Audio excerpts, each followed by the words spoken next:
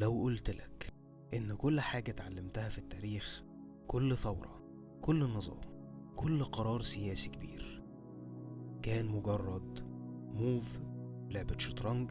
لو قلتلك إن في ناس فاهمين قواعد اللعبة دي وإحنا مش حتى عارفين إننا بنلعب. النهاردة الكتاب الرابع، الكتاب اللي هيكشف اللعبة كلها. أهلا، أنا عبد الرحمن خلف، وده الفيديو الرابع في رحلة بدأناها مع بعض، رحلة مش عادية. في الكتاب الأول توبة إبليس فتحنا عينينا على صراع أعمق من السياسة، صراع أزلي بين الخير والشر. الكتاب التاني اغتصاب العقل، فهمنا إزاي العقول بيتسيطر عليها، إزاي الأفكار بتتزرع من غير ما نحس. الكتاب التالت عائلة روتشيلد، شفنا مين اللي ماسك الخيوط الاقتصادية، مين اللي بيحرك المال وبالتالي العالم. بس النهاردة هنفهم اللعبة نفسها، هنفهم ازاي كل ده بيشتغل مع بعضه. اهلا بيكم في لعبة الامم. الكتاب ده مش كتاب عادي، كاتب مش كاتب عادي. مايلز كوبلاند، عميل سابق في وكالة المخابرات المركزية الأمريكية CIA.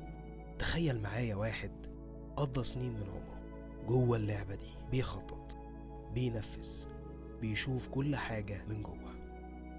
ولما خرج قرر يتكلم، قرر يكتب الحقيقة، مش نظرية مؤامرة من شخص براني بيتخيل، لأ، ده انسايدر كان جوه الغرفة لما القرارات اتخذت. وده اللي بيخلي الكتاب ده مرعب، لأنه مش بيحكي حكايات، ده بيوثق عمليات حقيقية وخطط حقيقية، أسماء وتواريخ وتفاصيل. الكتاب ده شهادة من جوه الوحش نفسه. طيب، لعبة الأمم دي إيه بالظبط؟ تعال نفكر مع بعض. أنت فاكر إن الاستعمار خلص؟ إن الدول العربية استقلت؟ إن الثورات كانت ثورات شعبية حقيقية؟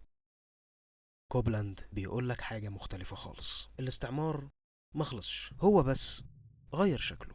بدل ما يكون جيوش واحتلال مباشر، بقى سيطرة خفية من خلف الكواليس. إزاي؟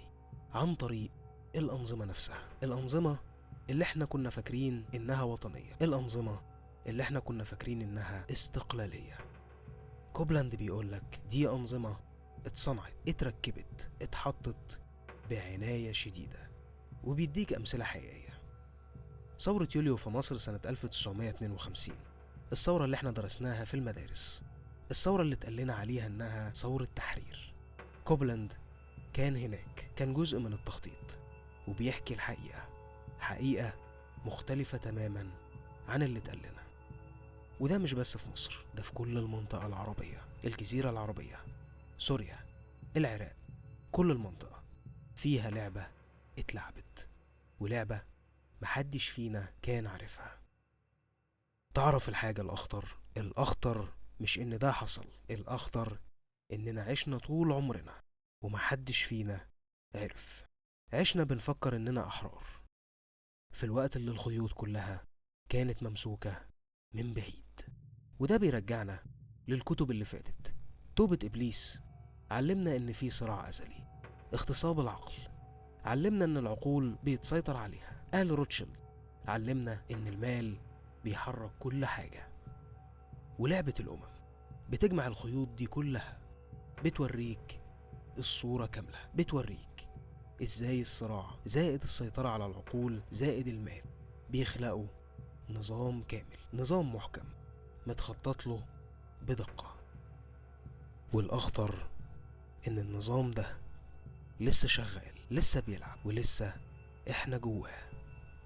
أنا اخترت الكتاب ده ليه؟ لأني بصراحة كنت محتاج أفهم. بعد ما قريت الكتب التلاتة اللي فاتوا كانت عندي أسئلة كتير، أسئلة زي طب ده كله بيحصل إزاي على أرض الواقع؟ مين بيخطط؟ مين بينفذ؟ إيه الحاجات اللي بتحرك اللعبة دي؟ وكان عندي سؤال أكبر، ليه الأنظمة العربية بالذات؟ ليه المنطقة دي بالتحديد؟ إيه اللي خلاها هدف استراتيجي طول الوقت؟ لعبة الأمم جاوب على الأسئلة دي، مش بس جاوب، ده فتح عيني على حاجات ما كنتش متخيلها، وحسيت إني لازم أشاركها معاكم.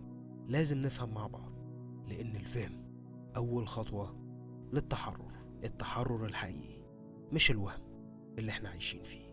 والكتاب ده بيديك المفتاح عشان تفهم اللعبة.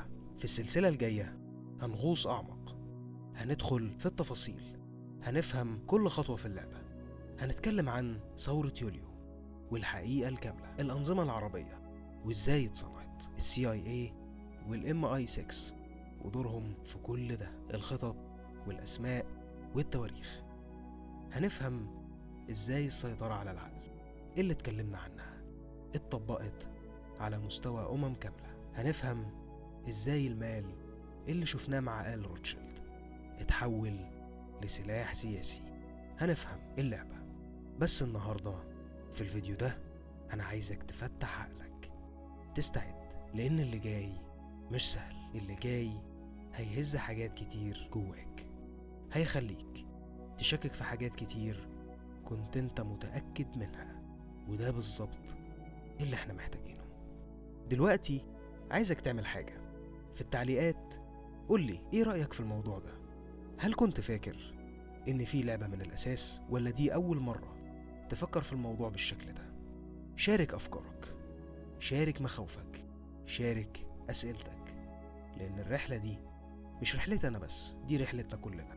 ولو الفيديو عجبك ولو حاسس إنه مهم، اعمل سبسكرايب واضغط على الجرس عشان لما الأسئلة تبدأ تكون معانا، لأن اللعبة بدأت من زمان بس الوعي بيها هيبدأ دلوقتي.